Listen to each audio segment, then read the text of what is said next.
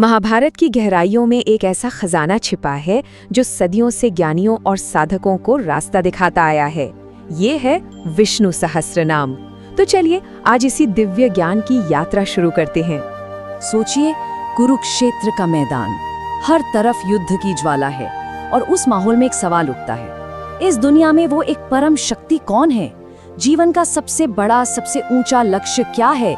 ये सवाल सिर्फ युधिष्ठिर का नहीं था, ये हम सबके मन में कभी न कभी उठता जरूर है। अब देखिए इस गहरे सवाल का जवाब कितना असाधारण था। भीष्म पितामह ने कोई एक नाम या एक परिभाषा नहीं दी। उन्होंने जवाब में 1000 नामों की एक पूरी माला पिरो दी, एक ऐसा दिव्य गीत जो उस परम सत्य के हर पहलू को सामने लाता है। 1000 नाम, ये सिर्फ एक संख्या नहीं है, ये तो मानो उस अनंत को समझने के लिए 1000 अलग-अलग खिड़कियां हैं। हर नाम एक नया नजरिया दिखाता है, एक नई समझ देता है जो हमें उस एक परम शक्ति के और करीब ले जाता है। और ये है वो पहला श्लोक, विष्णु सहस्त्रनाम का दरवाजा। यकीन मानिए इस एक ही पंक्ति में पूरे ब्रह्मांड का सार समाया हुआ है। तो चलिए आज हम इसी श्लोक में छिपे पहले 5 रत्नों को, पहले 5 नामों को समझते हैं। तो जवाब की शुरुआत होती है सबसे विशाल, सबसे बड़ी सोच से, यानी खुद ब्रह्मांड से। ये हमें पहली कड़ी में बता देता है कि हम किसी दूर बैठे ईश्वर की बात नहीं कर रहे, बल्कि उस शक्ति की बात कर रहे हैं जो सब कुछ है, हमारे अंदर भी और बाहर भी। पहला नाम है विश्वम। विश्वम का मतलब है कि वो परमात्मा सिर्फ ब्रह्मांड को बनाने वाला नहीं, वो खुद ही ब्रह्मांड है। हर एक कण, हर एक तारा, हर एक जीव, सब उसी एक चेतना का हिस्सा है। यहाँ कुछ भी उस एक परम सत्य से अलग नहीं है। तो सवाल उठता है कि अगर सब कुछ वही है तो फिर हम उससे जुड़ते कैसे हैं, उसे महसूस कैसे करते हैं? खैर, अगले 2 नाम हमें यही रास्ता दिखाते हैं। अगले 2 नाम मानो एक खूबसूरत जुगलबंदी की तरह है। एक नाम बताता है कि वो शक्ति हर जगह मौजूद कैसे है, और दूसरा नाम हमें सिखाता है कि हम उस तक पहुंच कैसे सकते हैं। तो दूसरा नाम है विष्णु, जिसका मतलब है सब में समाया हुआ। ये उस अदृश्य धागे की तरह है जो हर चीज को एक साथ बांधे हुए है।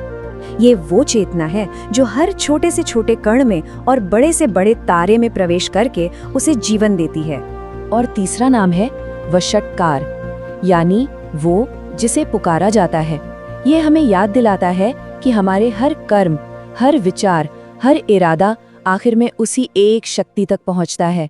जब हम कोई भी काम पूरी निष्ठा से करते हैं तो वो काम ही एक यज्ञ बन जाता है और उसकी ऊर्जा उसी परम सत्ता को समर्पित हो जाती है। अब तक हमने अस्तित्व के होने की बात की, अब बात करते हैं उसके चलने की, उसकी गति की, यानी समय और सृजन। वो शक्ति जो सिर्फ मौजूद नहीं है बल्कि लगातार चल रही है और लगातार रच रही है। लेकिन समय का स्वामी होने का मतलब क्या है?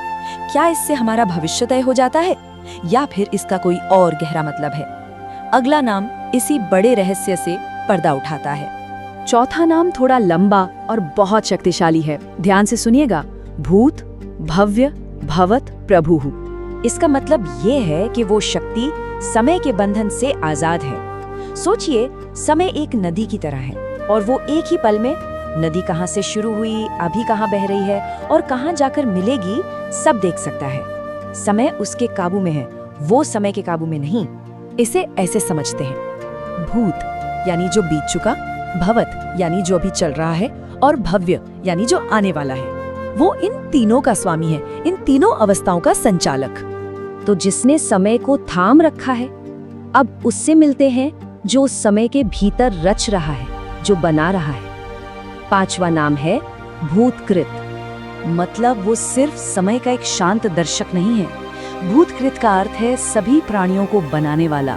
ये उसकी रचनात्मक शक्ति है, वो डिवाइन क्रिएटिव फोर्स है जो हर पल, हर लम्हा जीवन को बना रही है, बिगाड़ रही है और फिर से नया रूप दे रही है। तो चलिए अब इन 5 धागों को एक साथ जोड़कर देखते हैं कि अस्तित्व की कैसी गहरी और पूरी तस्वीर हमारे सामने आती है।